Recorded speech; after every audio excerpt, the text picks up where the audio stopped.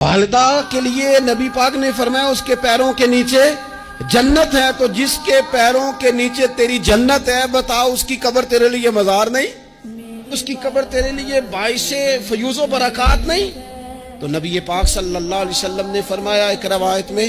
جو ہر جمعے والے دن اپنے والدین کی قبر پہ جائے گا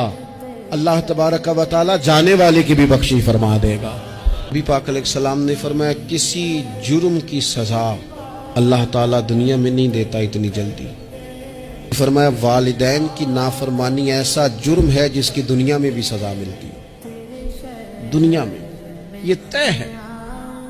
حضور علیہ السلام نے کبھی کسی شخص کے لیے دعائے ضرر نہیں کی، تو کبھی یہ بھی نہیں کہا جو پتھر مار رہے تھے کہ یہ تباہ ہو جائیں، برباد ہو جائیں، ان کی ناک خاک آلود ہو جائے، لیکن سیڑھیاں چڑھتے ہوئے جو مشہور حدیث ہے محبوب نے آمین کہا۔ حضرت جبریل امین عرض کرنے لگے یا رسول اللہ صلی اللہ تعالی علیہ وسلم، جس نے اپنے ماں باپ دونوں یا کسی ایک کو بڑھاپے میں پایا اور پھر ان کی خدمت کر کے جنت حاصل نہ کر سکا، اس کی ناک خاک آلود ہو جائے، تو حضور فرماتے میں نے بھی کہا آمین، ہو جائے، اسے ہو ہی جانا چاہیے۔